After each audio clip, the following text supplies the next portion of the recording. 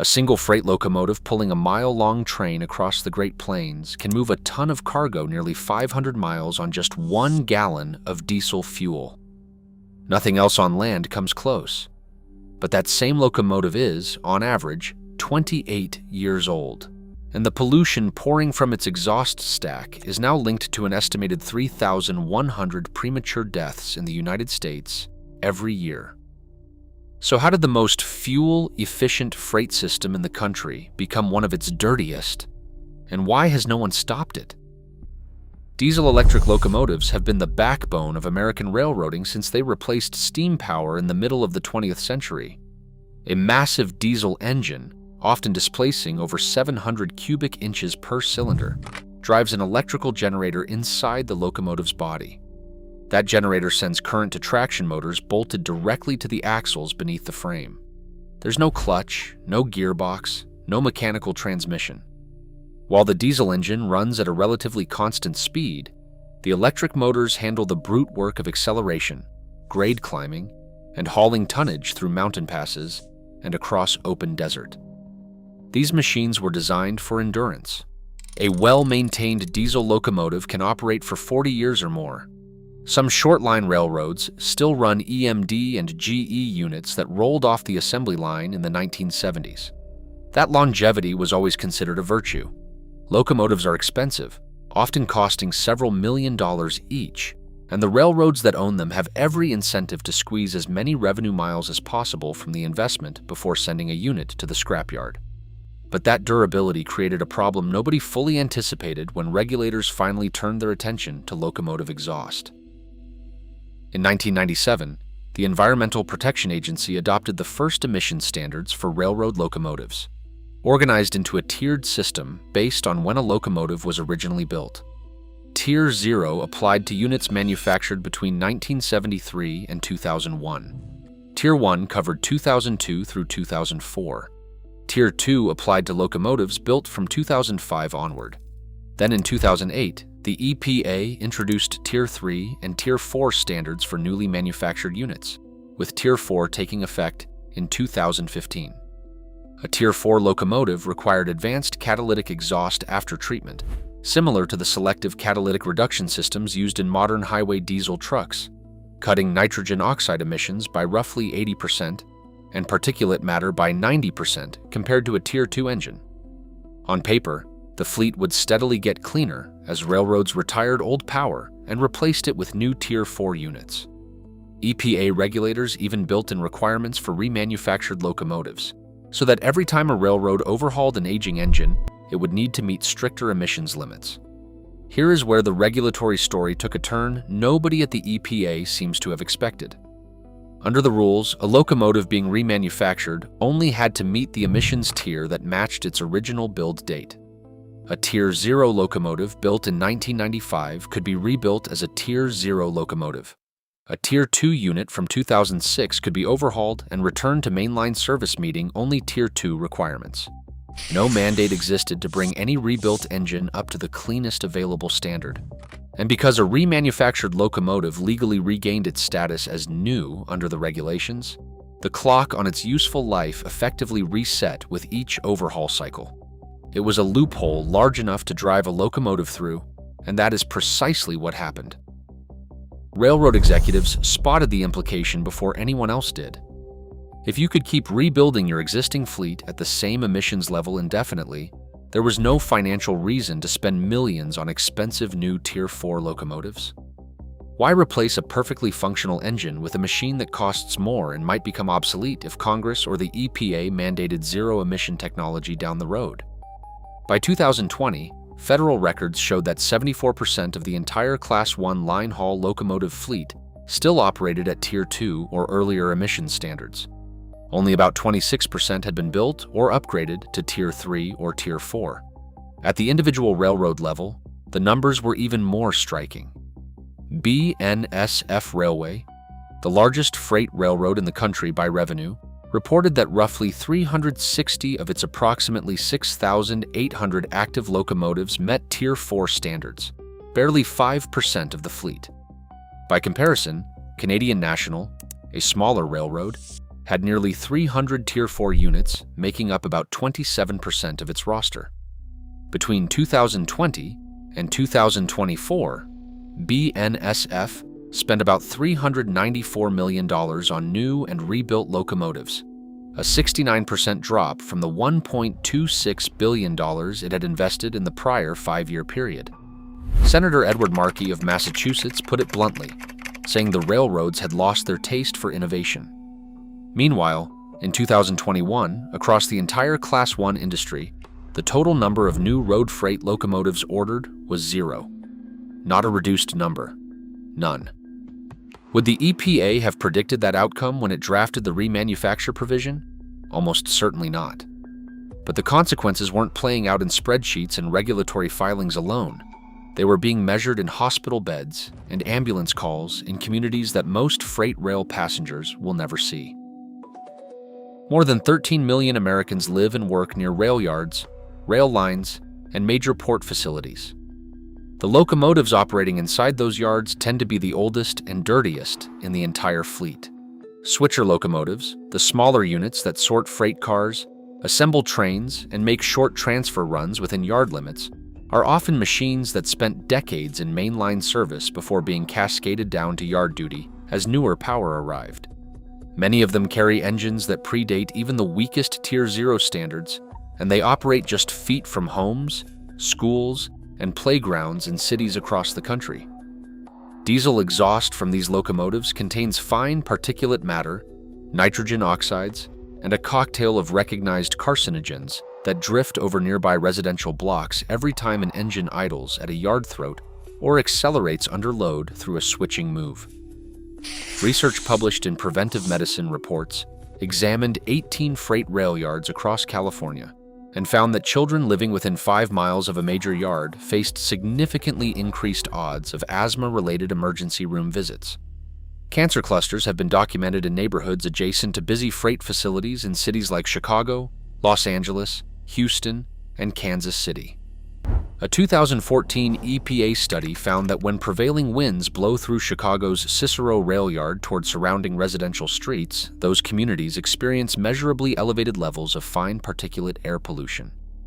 According to EPA health modeling, locomotive pollution is responsible for an estimated $48 billion in annual healthcare costs across the country, with the Chicago metropolitan area alone absorbing $3.3 billion of that total, and more than $550 million of it traced directly to the city's 30-plus rail yards.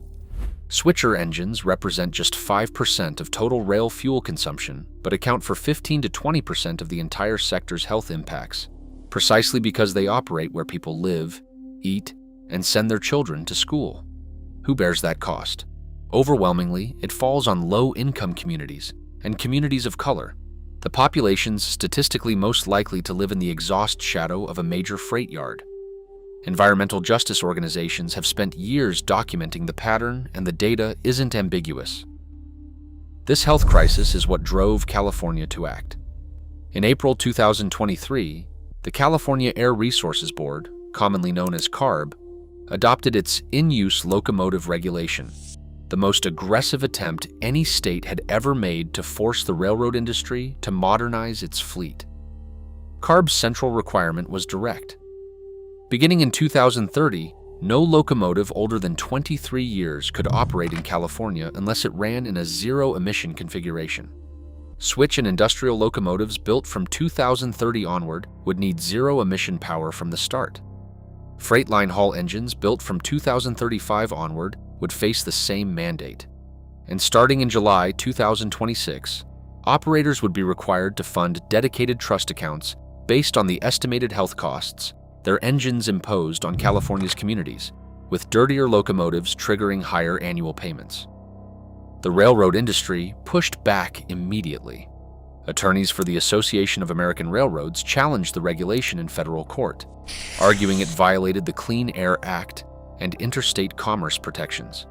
They contended that the Clean Air Act gave the EPA exclusive authority over locomotive emissions standards, and that California was attempting to create a parallel regulatory regime. BNSF estimated the rule would affect 65% of the national locomotive fleet. Why such a large number? Because freight locomotives don't stay inside state borders.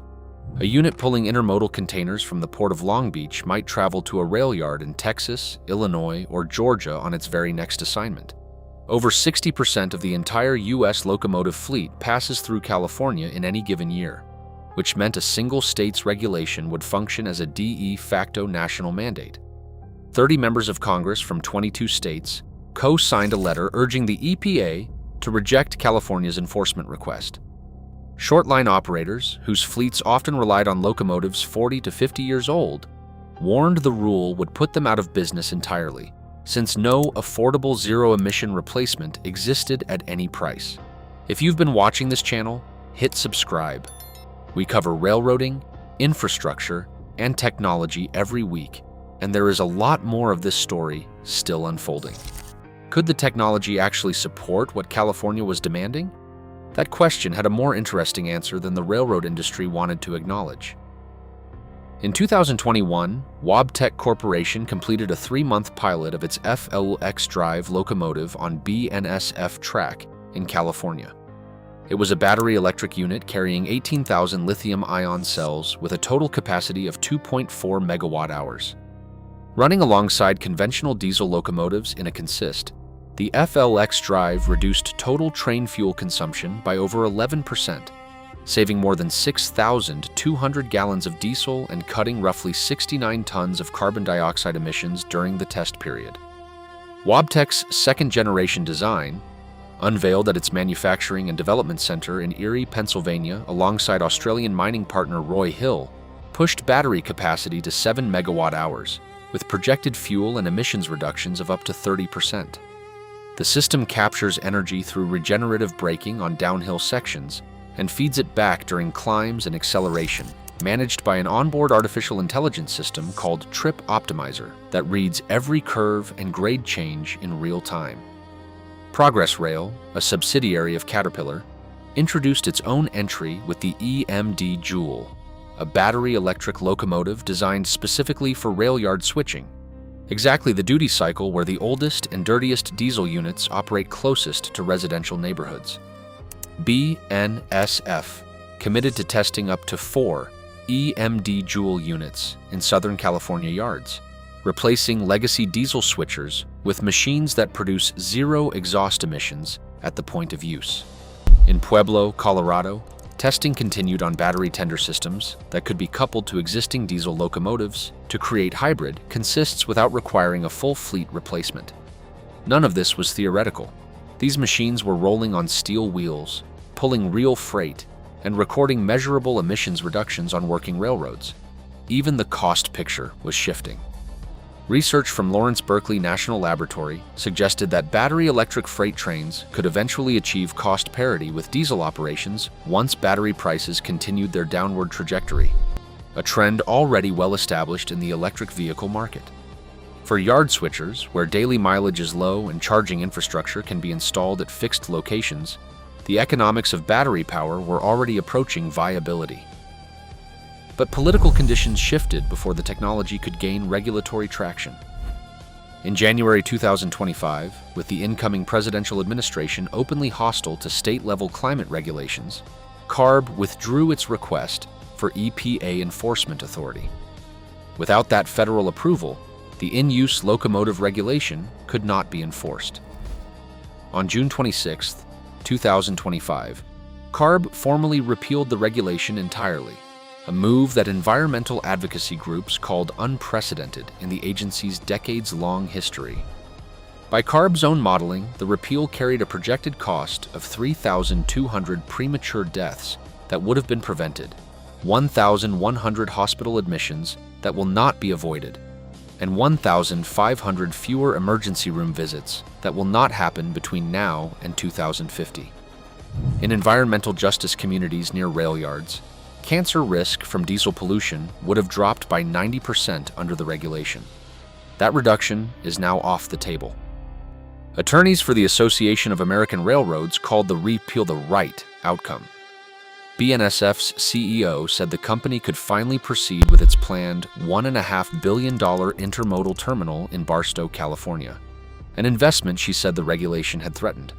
Short line operators expressed relief that their oldest units would not be forced into early retirement. California's regulation was gone, but the diesel exhaust was not going anywhere, and neither were the communities breathing it. For the families living beside the Cicero rail yard in Chicago, or the neighborhoods pressed against the massive BNSF intermodal facility in Commerce, California, the repeal meant the status quo would continue indefinitely. Smaller pieces are still moving across the regulatory landscape. In November 2023, the EPA had finalized a separate rule change that removed the federal government's blanket preemption of state regulations covering existing locomotives. In practical terms, it cracked open a door that had been sealed since 1998, potentially allowing states to adopt their own emissions requirements for older units already in service. Whether any state will walk through that door without California leading the way remains an open question. On Capitol Hill, the All Aboard Act has been reintroduced, proposing $500 million in Clean Air Act grants to address pollution in rail yard communities, alongside $300 million for workforce development in the rail sector. Meanwhile, the fundamental arithmetic hasn't changed. Locomotive fleet age is still climbing. The remanufacture loophole that lets railroads rebuild engines at their original emissions tier remains on the books. Annual healthcare costs tied to locomotive diesel exhaust are still measured in tens of billions of dollars. And the families living downwind of the nation's busiest rail yards are still breathing the same particulate-laden air that researchers have been documenting for over a decade. What happens next? Will the EPA adopt new standards that close the remanufacture loophole and force real fleet turnover? Will battery electric technology mature fast enough to offer the railroads an affordable alternative? Or will the industry continue rebuilding 40-year-old engines while the communities beside the tracks continue paying the health costs? American freight railroading remains one of the most extraordinary engineering achievements in the history of transportation. A network that moves roughly 40% of the nation's intercity freight with fuel efficiency that trucks and aircraft cannot approach. For 70 years, the diesel locomotive has been the workhorse of American commerce, pulling coal and grain and double-stacked containers through blizzards and mountain passes, across river valleys and high desert, with a mechanical endurance that few other machines can match. Whether that endurance has quietly become a liability is the question this country has not yet been willing to answer. Whether a machine designed to run for decades can also become a machine kept running long past the point where its exhaust became someone else's health crisis. Whether the communities in the shadow of the rail yards will see the clean air that regulators and railroad executives alike keep promising. What built the modern American supply chain may not be what carries it forward. And the clock, for the people living beside the tracks, has been running for a very long time. The video playing next takes a closer look at the machines that could reshape American railroading from the rails up. You will not want to miss it.